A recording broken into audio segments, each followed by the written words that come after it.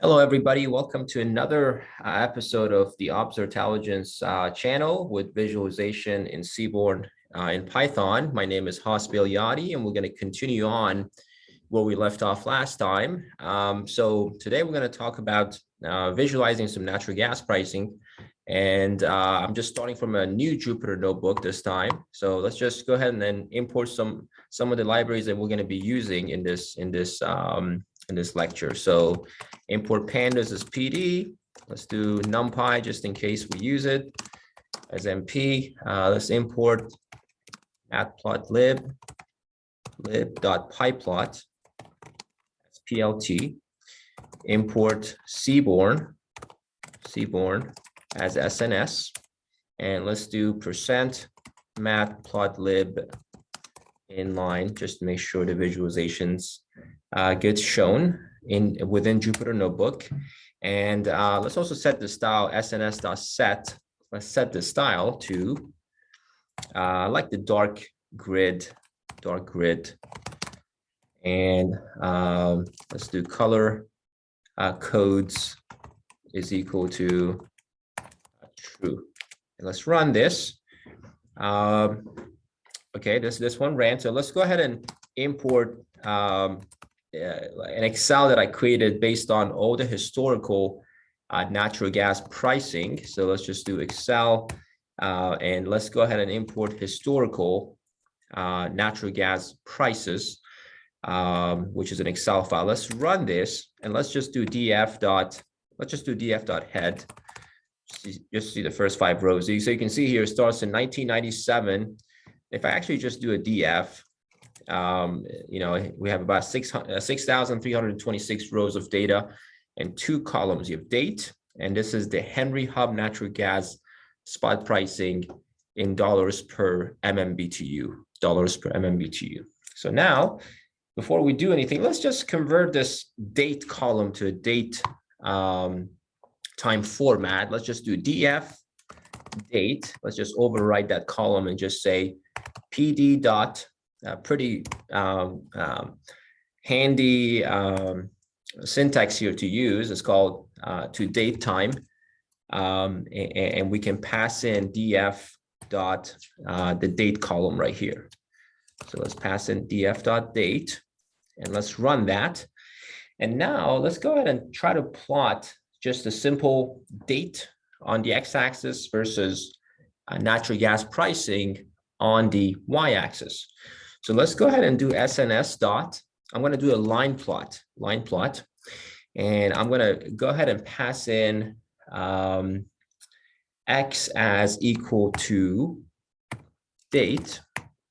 I'm going to pass in y as equal to this column right here. I'm going to just copy and paste it, Henry Hub. Okay. And then I'm also going to use the data is equal to the df, which is this data frame that I defined right here. Okay, this data frame. And then I'd also like to just use color is equal to blue in this case. Okay, so if I run this, this is what it looks like. So let's make this a little bit bigger and let's add some X, Y label and title to this. So let's do plt.figure like we've shown last time. And let's do fixed size. Let's do, in this case, 18 by 8, for example. Let's see how this looks like. There we go. This looks much better now, right? So you can see here, this is the natural gas pricing over time. You can see these spikes. And for example, a little after 2008, some of these spikes are related to some of the cold winter months, but this is pretty much dating back to 1997. So you can see this is where we're at right now. I just pulled this actually a few days ago, so you can see here it goes till pretty recently. So with that, let's go ahead and actually do a plt dot x label, and let's just call this x label is going to be date, and then let's also say the font size font size is equal to 20. And let's just copy and paste this and do a Y label. For Y label, I just want to label it natural gas pricing or Henry Hub pricing in dollars per MMBTU, okay? And then this does not include the, like, of course, the basis based on the pipeline. This does not include the basis differential, okay? And then let's just also add a title, so plt.title, and let's go ahead and feed in, let's just call it natural gas pricing at Henry Hub, and and also let's just give it a font size, same font size, just to be consistent in this case, of 20. If I run this, there we go. Now it looks better. You can see here Henry Hub pricing, dollars per MMBTU, date, and you got natural gas pricing at Henry Hub. I also like to add the average line, the average horizontal line in this case, or you can add average, like standard deviation, min, max, whatever you're interested in. So to do that, which we haven't covered yet, we can do plt.axh, axis horizontal line, basically, AXH line, and let's feed in DF, and let's also feed in the Henry Hub natural gas pricing right here. I'm just going to copy and paste this guy, that, right? And what I want to do is I want to add the average line. So I'm going to say mean, like that. And then I'm going to change, make the color of this. I'm going to make it red. Okay. Then let's just hit comma and go down just to make sure it doesn't go too far to the right. Let's just call it line size, LS, which stands for line size. Let's just give it like dash dash like this. And let's also do line width. And let's give it, for example, 2 in this case. Okay, let's run this, see what it looks like. Here we go. So I added a line which shows the average gas pricing across this whole data set. You can, by the way, change this to whatever you like to. You can change this to min. If I change this to min, it's going to change the min. This is where the min happened right here. Okay, you can change this to max. Here we go. This is where the max happened in this data set. You can change this to standard deviation, STD. And here we go, it shows you the standard deviation. So you can play around with this. I'm going to keep it as mean for now, but you can play around with this and use different statistical measures to plot on this plot. And you can also, play around with the size here. You can make this 4, for example, just going to make it a little thicker and kind of nicer looking. So you feel free to play around with this, but I just wanted to emphasize on adding this, horizontal line across this line plot within Seaborn, and that's how it can be accomplished. Another plot, we can, if you want to see the points exactly, instead of using a line plot, you can use a scatter. So let's do this and let's copy and paste this whole thing. And instead of line plot, let's do scatter. Just replace it with scatter plot and run this. Again, shows you the same thing, except it is scatter plot. So you can see the points a little bit better as far as each data point that happened. This is daily data dating back to 1997, publicly available. You guys can get it from the EIA information. So with that, let's now go ahead and do another, let's go ahead and add another column that just gets, so here we have the date, but I want to add a column that just shows the year associated with that date.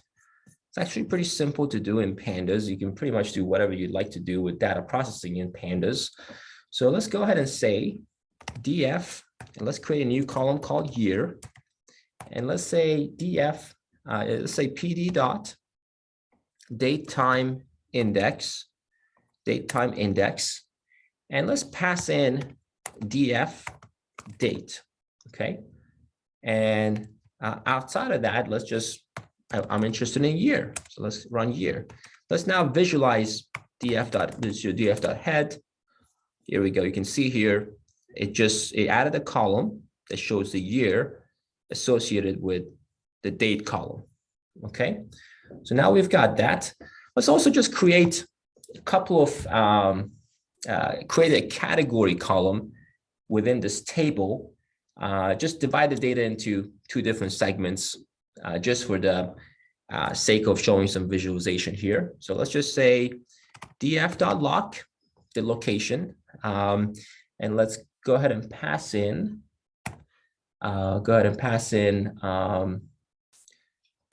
df. I'm going to pass in year, and also I'm going to say year is greater than or equal to 1997. And what I'd like to do is put 1997 and put an and then I want to pass in, just open parentheses and do df, do year. And also I'd like to pass in, I'm going to say this is less than or equal to, for example, 2010. I'm just making this as we go on the fly. And I'd like to give this, let's just call this new column that we're going to create category. Okay, that's the name of the new column that we're going to create. And then let's just going to call it, let's just say if it's, if these two conditions meet, if this condition and this condition are true, then we can say first period. I'm just making up the name here. Okay. And then we can copy and paste this and do the same thing. Instead of 1997, I'm going to change this to 2011, and then change this to 2022, and then call this second period. If I run this, now if I just get df dot, for example, df, you can see here, it added a column that has first period and, after greater than 2011 and less than 2022, it is calling it as second period. Okay.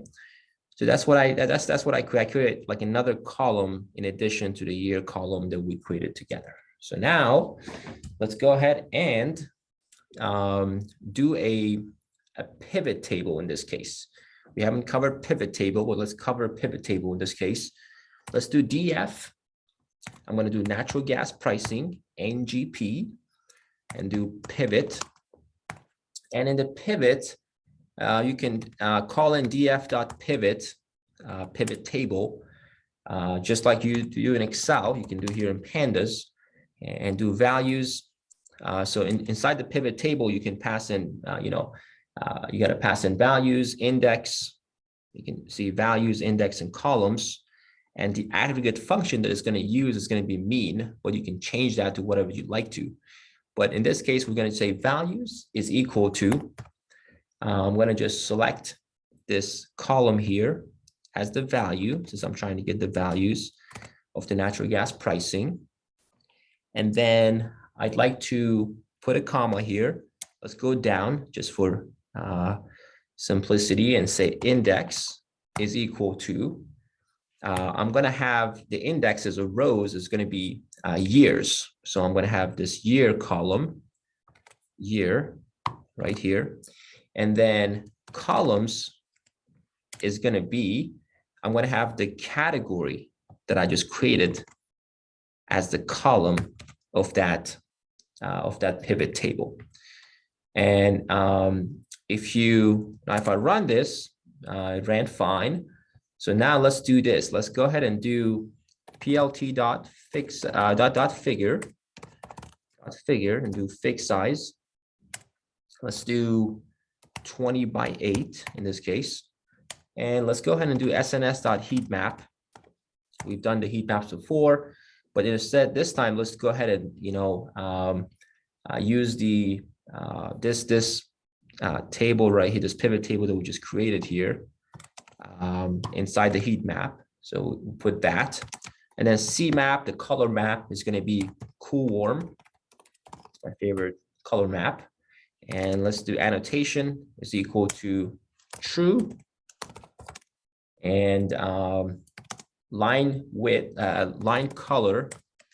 Let's do line color of, in this case, let's do white, for example.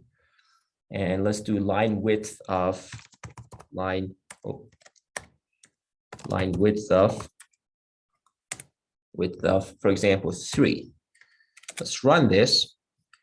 Here we go. Now you can see the average gas pricing for first period and second period that we created. I just created these randomly. There's no reason behind picking, for example, 2010 or I'm just trying to just show this for the purpose of illustration in this lecture. So first period and second period, and you can see the years here. So these are the indexes or the rows, and then if you remember in the pivot table, I have the columns as category, which are these two columns right here. And then I had the natural gas, Henry Hub natural gas spot price as the values. And you might say, well, what are these values? These values are the average for the year. And how do I know it's the average? Just do Shift Tab here. And you can see here, the aggregate function that was used is mean, or the average. Okay, so that's how we create a pivot table, and then we visualize it in a heat map. And you can always do, for example, use the group by function, which is pretty powerful too. We can do df, for example, group by. I'm just going to call it df group by, and I'm going to say df dot group by. And what I want to group by is by year, like that.